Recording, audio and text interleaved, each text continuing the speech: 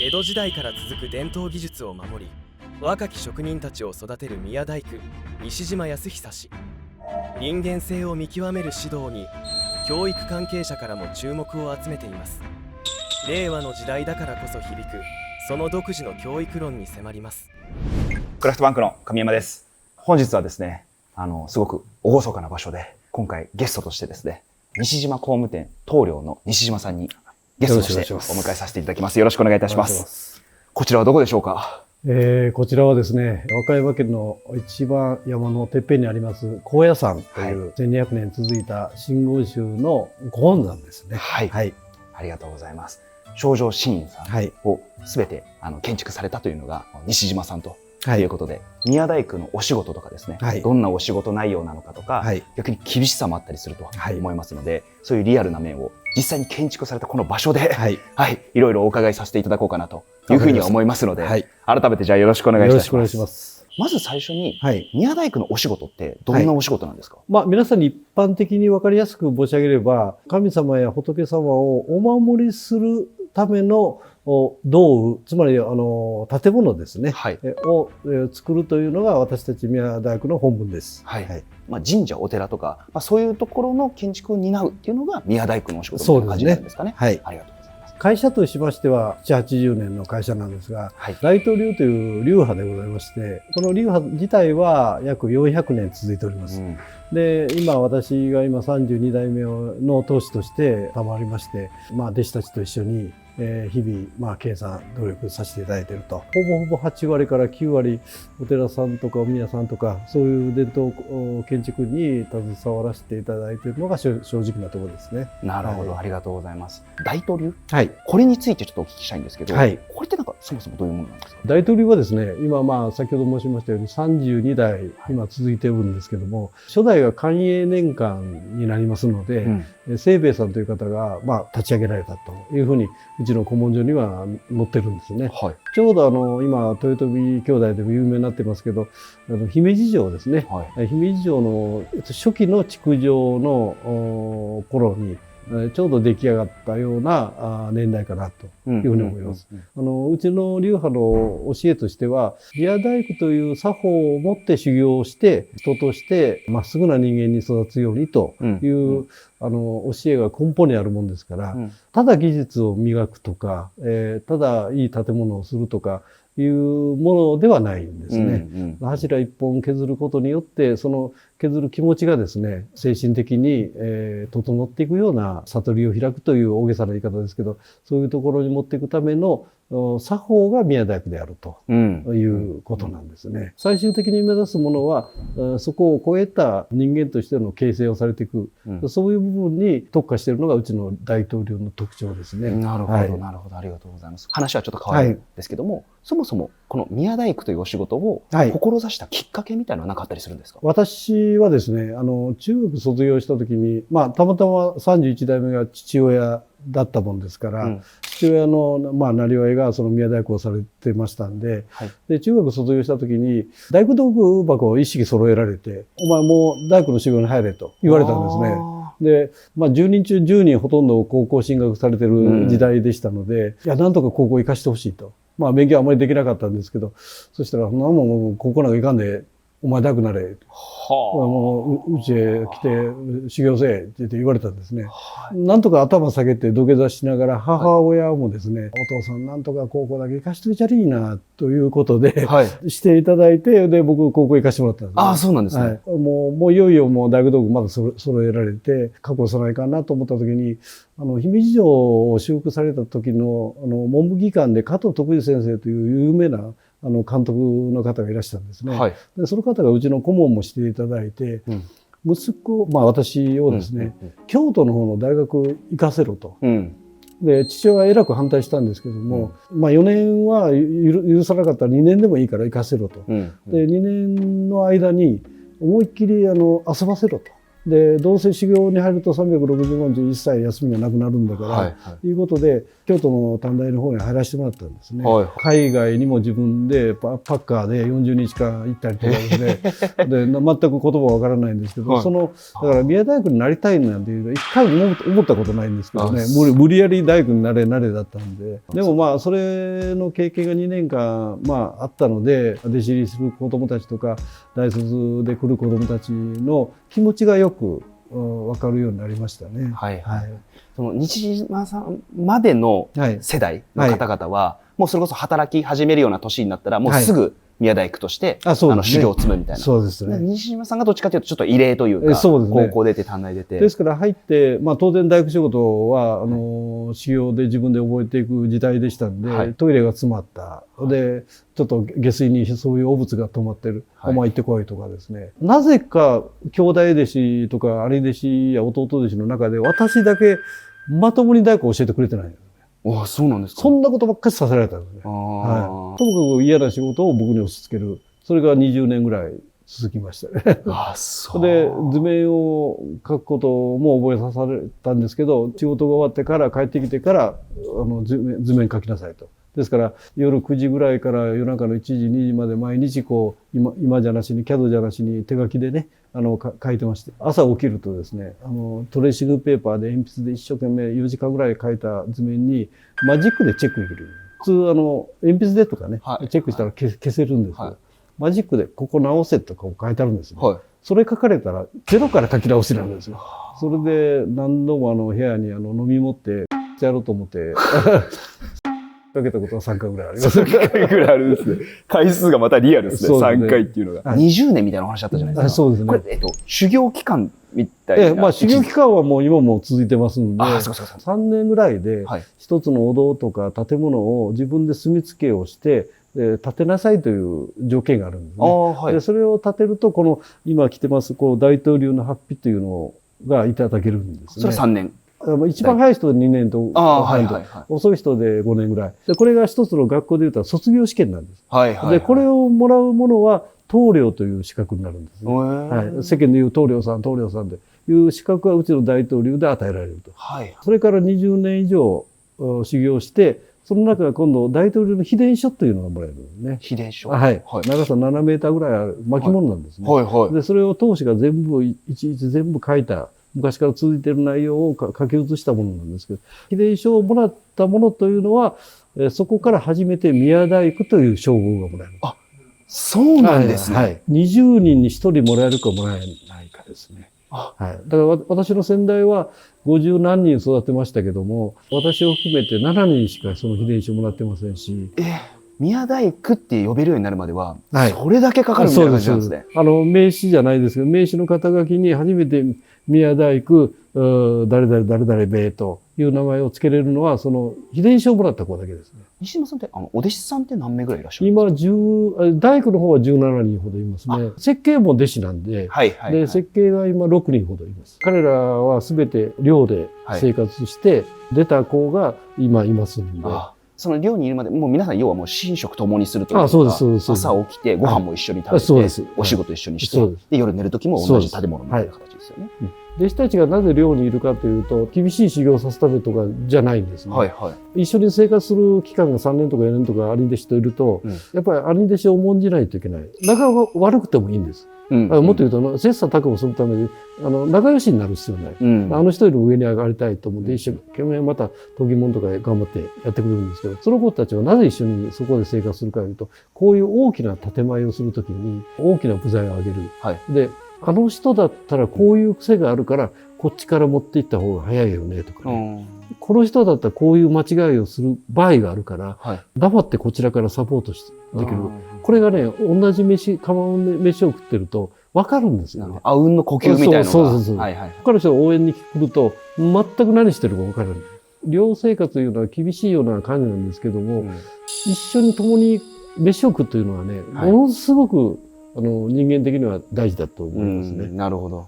どうやって教育というか育成というか育てていくみたいなことやってるんですか？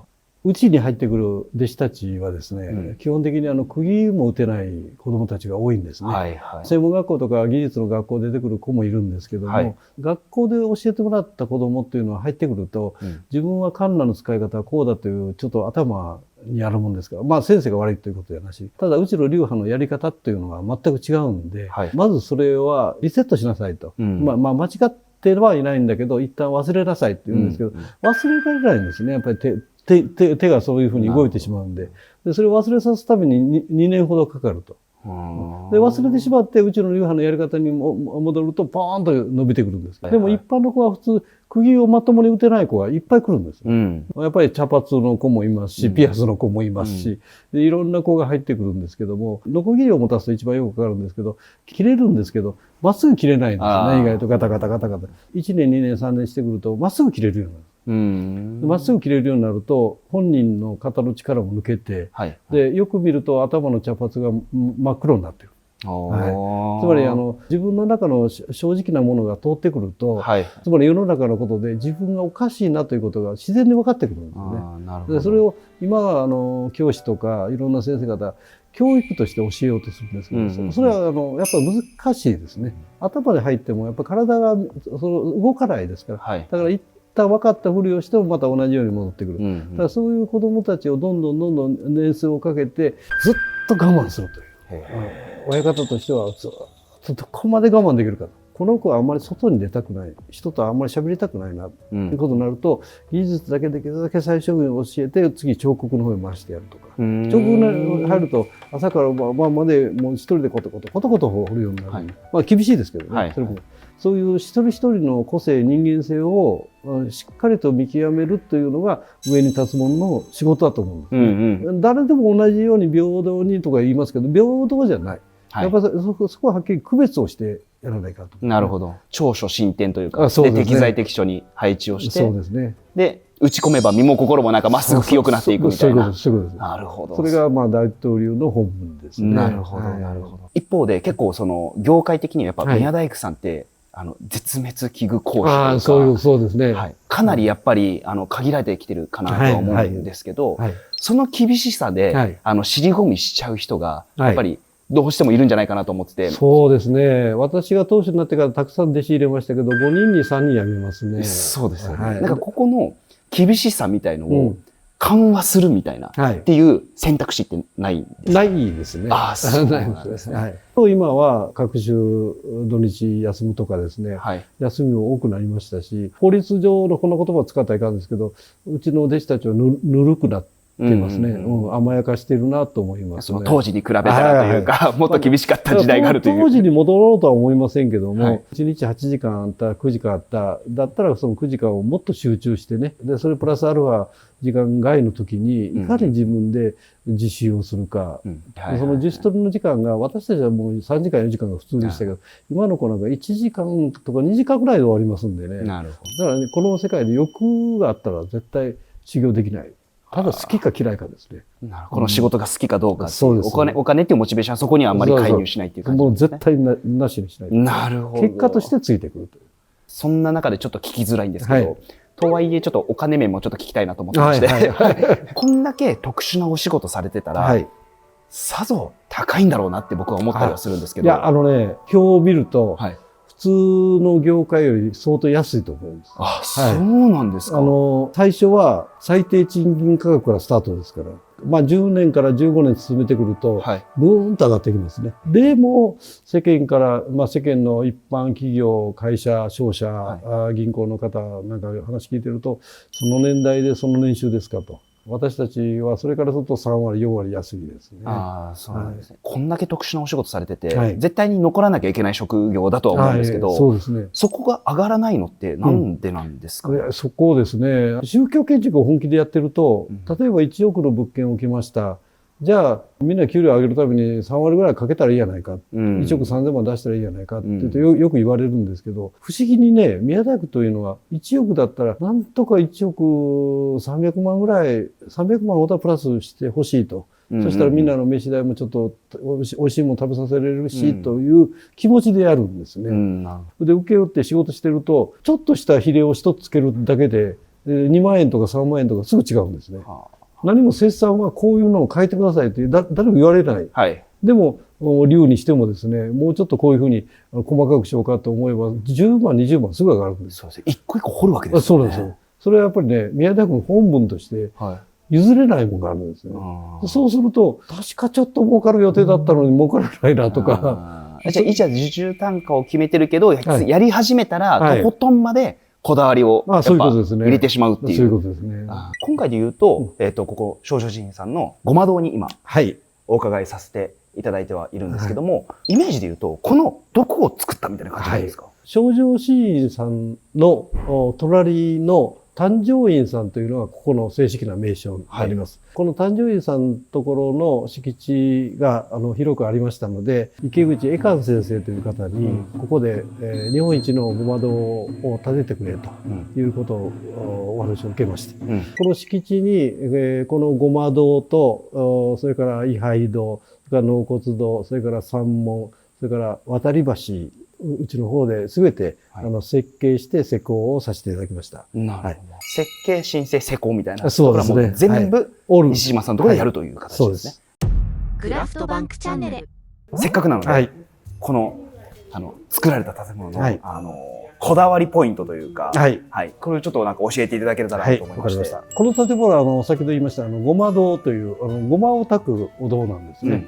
実際の火は、ここから3メーターぐらい天井に当たるぐらい、の火を上げられるんで、それを木造でいかに燃えない建物にする。もう単純な話、火を中で使って燃えない建物にするという、そういうところの作法が大変難しいところがあります。すべてオール日本材である。外国の木で作る今、社寺建築が多いんですね。費用的に安いとか、いろんなことがあるんですけど、それを使うと、やっぱりこういう高野山の四季に馴染まないんですね。だから今回、こういう欅とか、大きな木は欅で、いろんな部分はヒノキ、日本のヒノキを全部使いました。ヒノキの香りがすごいしますもんね。そうなんです。で、これにそのごま木を焚かれて、硝煙というか煙で、いぶされるんです。普通、200年、300年しか持たない建物が倍持ちます。ものすごく強くなりますんで、ありがたいんですね、私たちは。もう一つの特徴としましては、彫刻を、ああいうところに、あれ、カエルまたぐんですけども。真ん中のやつですかね。そうです。で、あそこの正面に一つ特徴があるんですけども、実は奈良の古墳の中に指針といいまして4つの紙と書くんですね。で、いろんなものが4面に魔除けで入ってるんですね。その指針をですね、模しました。ここで。亀と蛇みたいなもんなんですけど、それを同じ方向に外にも入れてるんですけど、4面入ってるんですね。で、要するにこの中に入ると、もう心がもう、それ自体でもう症状なるものになる。つまり皆さんがいろんな気持ちを持って入るんだけど、そこでこういう神々が一瞬にしてそれを解き放してくれるんですね。で、それにプラス、恵観先生という大僧正のごま行が始まる。それによってもうまた倍の効果が出てくる。なるほど。で、それと、一つ一つの材料も、一つの彫刻も、歴史を持ってやってると。で、海外の人は、これをいいデザインだなって言うんですよね。日本人の方も建築家の方はいいデザインだなっていう。で、それはもうデザインじゃないんだと。私たち、これは衣装と呼んでると。衣装。で、衣装を英訳するとデザインじゃないかって言うんですけど、デザインは、あなたのイメージで作ったものです。でも衣装というのは宮大工としては歴史がある中で成り立った上で描いてる絵ですから、それをすることによって100年500年1000年残る、飽きない、先代がよく言われてたのは宮大工は一生懸命作って立派なもの作らなかった。でも一般のお参りの人が来た時にそこの目の前でパッと手を合わせる、これが100点や。例えば、立派ですね。これ、どこの大工さんが作ったんですかっていうようなことじゃあかんと。姿を消すことに執着する、宮大工じゃなかったらあかんと。そのためには最高の技術を使わないかん。なんか相反してるんですけど。そうですよね。こういうのは一個一個もう手で彫る？全部、全部手で。これってちなみに、衣装っておっしゃってたと思うんですけど、発注者さんが指定するんですか？西島さんが自分で全部考えて。ご希望ありますかって言うんですけど、こちらの、大僧正の偉いのは、いや、もうすべてお前に任すと。もうそれでありがたかったですね。任すと言われたら、これ商売でいくと3で儲かるんですけど、8してまうんです。で、10してしまう。大工ですから、いいものをしたくなるんですよ。で、これはもう、ここのご住職のマジックです。なるほど。外に一回出てきまして、こちらですね。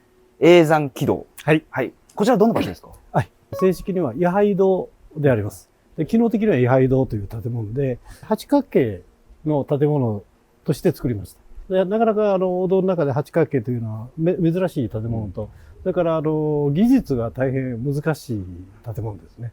入り口でちょっと一礼をして。はい。失礼します。すごい。これもう全部目に見える部分は多分全てですね。はい。西島工務店さんが建築をされたと。はい、中に入ると、欅の大きな丸柱が45センチ、直径45センチの丸柱が4本立ってます。これですね。そうです。で、これに対して天井を高くしまして、で、天井のところにとある絵を描かれる先生にですね、天井の絵を描いていただきました。はい、3人の天女が待ってるというところですね。で、あと、壁画として、高野山の四季を書いていただいてます。はいはいはい、お位牌をお祭りしてますから、先祖供養とかそういうためにここを利用されるんですね。入った瞬間にやっぱり静けさと、それから荘厳さ、この天井の高さとか、こういう寸法のことを私たちは菊と言いますけども、菊術というその昔からの伝統建築を司るための木割りという方法があるんですね。でその伝統建築に携わるその菊をふんだんに使ってその木割りというのを作ってますから、ただそのイメージで高くしたとか広くしたとかいうものではないですね。なるほど、はい、ありがとうございます。クラフトバンクチャンネル。宮大工というお仕事が日本とか世界で今後どうあるべきかというところはなんかどうお考えですか？ AI というものがどんどん発展してですね、人間が一人でも減らしていって AI が活躍してくれる時代がもうどんどん今来てますよね。はい、でこれから2年後5年後ではもっともっと発展してくると思うんです。ところが AI にできないことはやっぱりカンナで削るのみで穴を掘る、まあこののみで穴を掘るというのも自動化されるといえばされるんですけど、でカンナで削るといってもそれも機械で削れるじゃないかと言われるんですけど、やっぱり人間の手で感覚で木の味を知って削るというのはやっぱり人間の個性しかできないんですね。これは AI にとって変わることはできない。こういうその伝統技術を習得して後世に伝えていきたいという子どもたちや親方衆がもっともっとやっぱりこう前向いて残ってほしいんですね。で残るためにはどうしたらいいかというと、やっぱり国とか世界の政策としてそういう文化財とか本当に残すべきものを技術者にしっかりと守ってもらうというふうに国なりが本気を出してもらいたい。はい、でもう一つは40代後半で姫路城でも建てれる子どもたちもたくさんいるんですね。はい、でその子たちはじゃあ年収700万とか800万以下でやってくれてるんですね。で姫路城を建てるような宮大工というのは年収2000万もらってもおかしくない。じゃあ2000万出したらいいじゃないかとなるんですけど、そういう環境にないのが日本の国の職人の世界ですね。はいはい、国という親方がですね、私たちをもっと手厚く見守ってほしい、なりたい子どもたちを 3K だ建設業はダメだということじゃなしに、こういう技術を学べればこういう仕事に携われるんだよということをどんどんアピールしていただいて、はい、私たち一棟梁がアピールするよりも力がありますのでね、はいはい、同じ道を生まれてる棟梁衆も思われてると思います。はいはい、宮大工というお仕事でしかできない、建てられない、直せないものがあったりしますからね。そういうことなんです。宮大工だけじゃなしにいろんな技術者ですね、芸術を学びたい人がもっともっと増えたらいいと思うんです。お金の問題とか名誉の問題を取り除いて、自分の心を磨いていくんだというための芸術の、そういう世界に飛び込む方はどんどんいた方が、僕は自分の人生にとって悔いがない人生になれるんじゃないかなと思いますね。はい、わかりました。はい、本日は西島工務店棟梁の西島さんにお伺いさせていただきました。ありがとうございました。ありがとうございました。これここが彫刻場なんです。もうすごいこういう彫刻をしてます。ご飯食べて、ちょっと道具直して現場行くという。